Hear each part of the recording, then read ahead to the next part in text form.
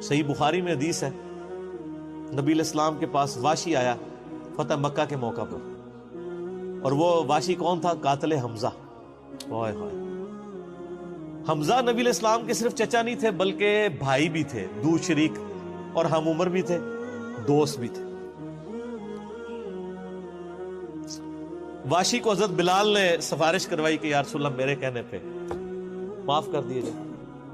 واشی پیش ہوا، فرمایا واشی یا رسول اللہ قاتل حمزہ، یا رسول اللہ تیرا ایمان قبول ہے، لیکن کیا تو ایسا کر سکتا ہے کہ اپنی شکل مجھے نہیں دکھا؟ ہائے ہائے ہائے، یہ وہ شخص ہے جو حریص علیکم بالمؤمنین رؤوف الرحیم ہے، لیکن چچا کے معاملے میں، اور وہ چچا ایسا نہیں جو صرف چچا ہی تھا، وہ دین کا مجاہد تھا، دین کے لیے کنٹریبیوشن تھی۔ اور میں آپ کو علا وجہ بصیرت کہتا ہوں کہ حضور کی وفات کے وقت اگر حضرت حمزہ زندہ ہوتے، خلیفہ اول حضرت ابوبکر نے نہیں ہونا تھا، حضرت حمزہ نہیں ہونا تھا۔ اس کا لاجیکل ثبوت یہ ہے کہ غزوہ بدر میں مسلمانوں کا لیڈر کون تھا آرمی کا؟ حضرت حمزہ۔ نبی علیہ السلام تو خیمے میں تھے نا، مسلمانوں کو لیڈ کون کر رہا تھا؟ حضرت حمزہ۔ غزوہ احد میں کون لیڈ کر رہا تھا؟ حضرت حمزہ۔ اسی لیے آپ نے پھر غزوہ احد کے شہداء پہ جا کے جنازہ پڑھا تھا نا، کہ ان کی وجہ سے بعد والے لوگ بینیفیشری ہوں گے، تو یہ لوگ تو بینیفیشری نہیں ہوئے، ان کو تو سب کچھ آخرت میں ملا ہے۔ یہ نہ ہو کہ اب تم آپس میں، بخاری مسلم میں یہ بھی حدیث ہے، میرے بعد کافر نہ ہو جانا کہ ایک دوسرے کی گردنیں کاٹنا شروع ہو جاؤ، اور وہی ہوا پھر بعد میں۔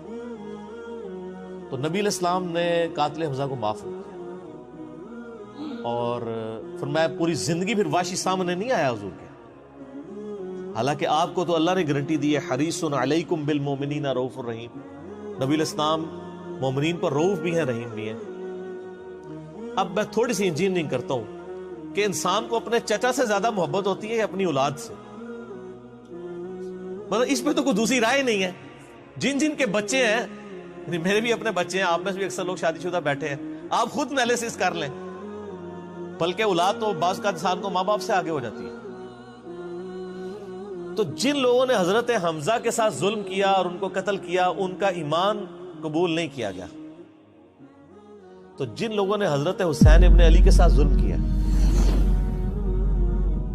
یا حضرت علی ابن ابی طالب کو تکلیفیں دی ہیں جو حضور کے بچوں کی جگہ تھے، ان کے بارے میں آپ ایکسپیکٹ کر سکتے ہیں کہ نبی الاسلام کے دل میں ان کے بارے میں کوئی محبت کے جذبات ہو؟ Not at all.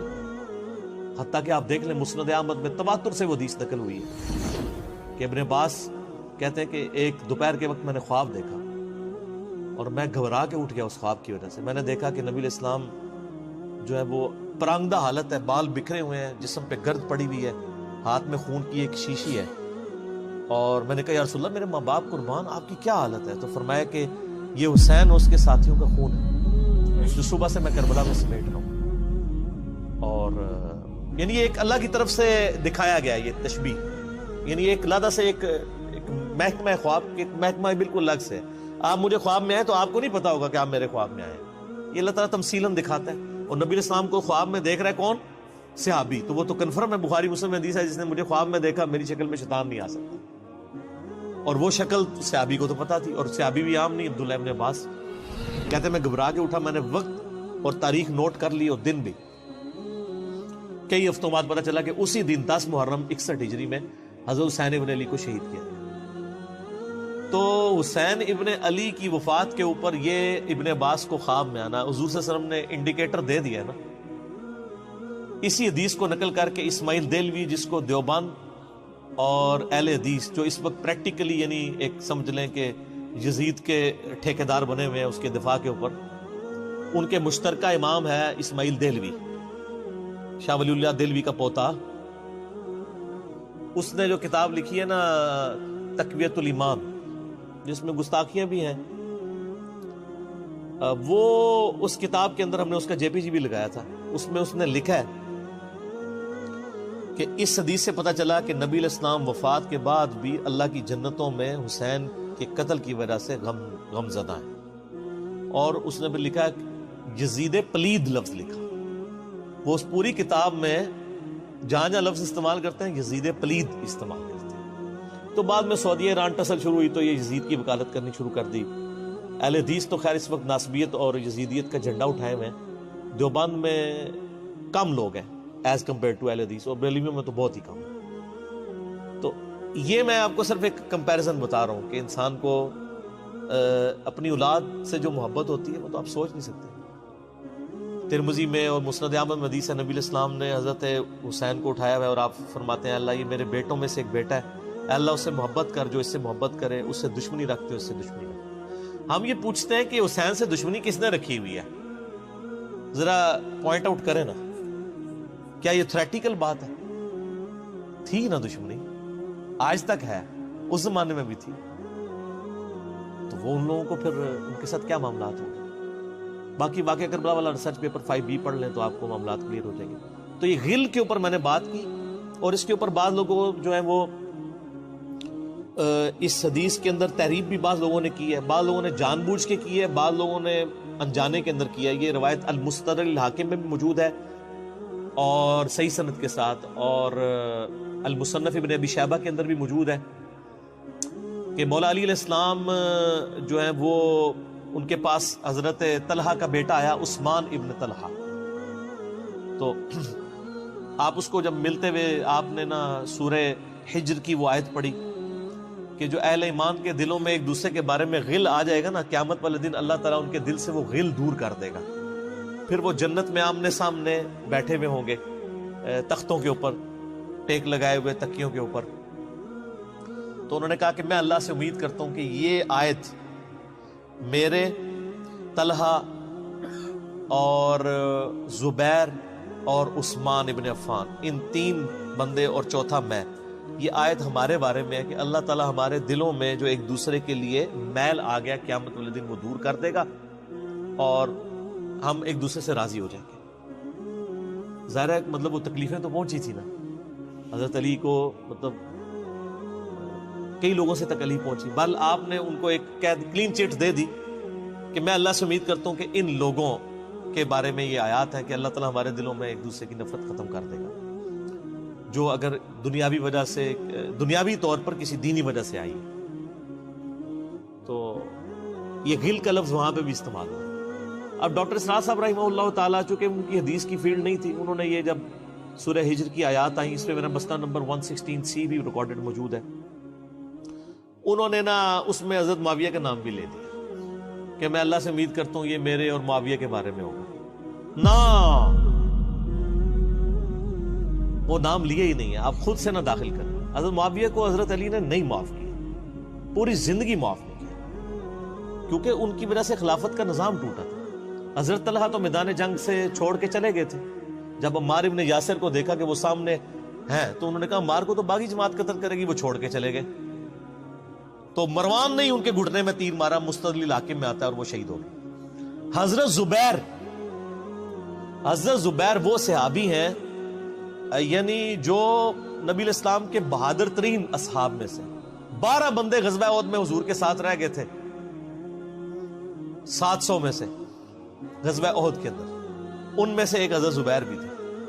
اور یہ تلوار کمال کی چلاتے تھے، اکیلے میدان جنگ میں آگے چلے جاتے تھے. بخاری میں آتا ہے کہ ان کا بیٹا عبداللہ ابن زبیر کہتا ہے کہ میرے باپ کے 2 شانوں کے درمیان اتنا بڑا زخم تھا جو ہیل اپ ہو گیا تھا، لیکن پھر بھی گڑا پڑا ہوا تھا، میں پورا ہاتھ اس میں داخل کر لیتا تھا، اور وہ زخم ان کو احد کے موقع پہ لگا تھا. ٹھیک ہے. اور پھر جنگ، اسی حدیث میں بخاری کے آتا ہے کہ جنگ یرموک کے موقع پر لوگ یعنی لیڈر کے اوپر چل رہے ہوتے ہیں، تو حضرت زبیر بھی ایک اسکواڈ کو لیڈ کر رہے تھے. تو لوگوں نے کہا حضرت آپ آگے جائیں. انہوں نے کہا جب میں آگے جاؤں گا تو میرے ساتھ کوئی نہیں آگے جا سکتا. وہ اکیلے گھوڑے کو انہوں نے جو ہے وہ ایڑی لگائی اور رومن امپائر کی یعنی فوج کے اندر گھس گئے، اور کوئی بھی ان سے لڑنے کے لیے تیار نہیں ہوتا تھا. اتنی بہادری تھی ان کے اندر. لیکن جنگ جمل میں حضرت علی کے مقابلے پہ آ گئے.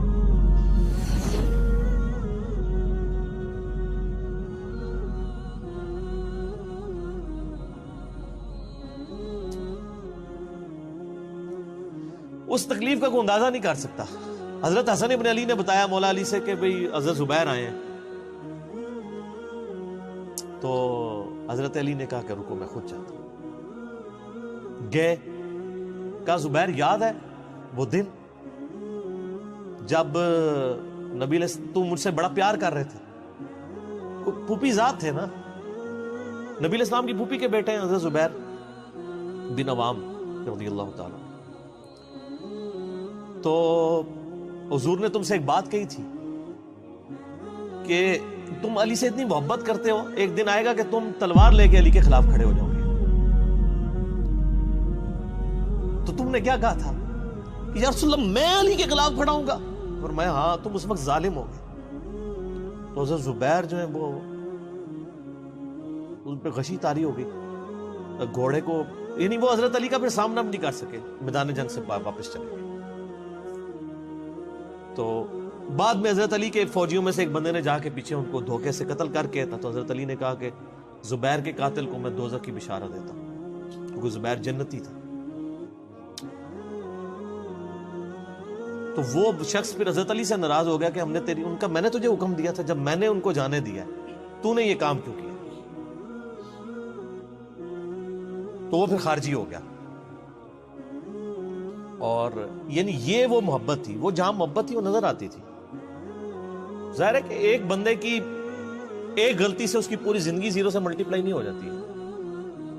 جس نے اتنا کچھ دین کے لیے کنٹریبیوٹ کیا کبھی نہیں ہو سکتا ایسا. حضرت علی کو بھی اس بات کا پتہ تھا. بہرحال یعنی اللہ تعالیٰ ان سے راضی ہو، اسی لیے نبی علیہ السلام کی اس حدیث یعنی وہ حضرت علی کے اس قول کو حضرت علی فٹ کیا کرتے تھے حضرت زبیر، طلحہ اور حضرت عثمان ابن عفان پہ رضی اللہ تعالیٰ. باقی آپ میرا کربلا والا ریسرچ پیپر پڑھیں تو آپ کو پتہ چلے گا کہ کتنی یعنی مشکل وقت حضرت علی نے اپنی خلافت میں دیکھا ہے اس حوالے سے. یعنی مصنف ابن ابی شیبہ میں آپ کے مخالفین کی لاشیں بھی ہیں، ان پہ بھی حضرت علی گریہ کر رہے ہیں،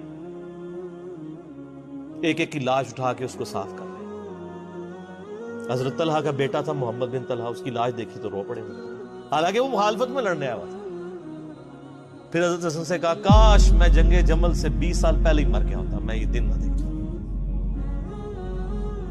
ایک ایسا شخص جس نے 8 سال کی عمر میں اسلام قبول کیا، جس نے اسلام کو زیرو سے 3 براعظموں میں پھیلتے ہوئے دیکھا، اور اب اس کو بڑھاپے میں یہ دن دیکھنے پڑ رہے ہیں کہ اس کے سامنے اسلام کا شرازہ بکھر رہا ہے، کہ مسلمانوں سے لڑ رہے ہیں.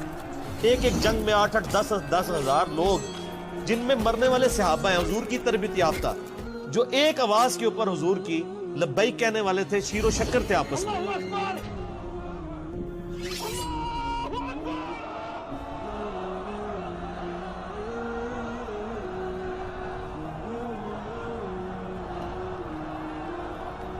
آپ اندازہ کر سکتے ہیں.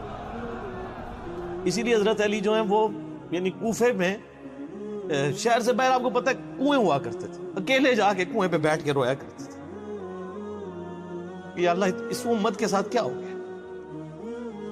کوشش کرتے رہے، بل اینڈ رزلٹ یہ ہے کہ وہ خلافت کا نظام. اسی لیے مصنف ابن ابی شیبہ میں آتا ہے کہ آپ نے فجر اور عشاء کی نمازوں میں قنوت نازلہ پڑھی، اللہم علیک بمعاویہ و اشیائہ، اے اللہ معاویہ اور اس کے شیعہ کو برباد کر، علی اور اس کے عمر بن عاص اور اس کے شیعہ کو، ابا سلمی اور اس کے شیعہ کو، قیس اور اس کے شیعہ کو برباد کر.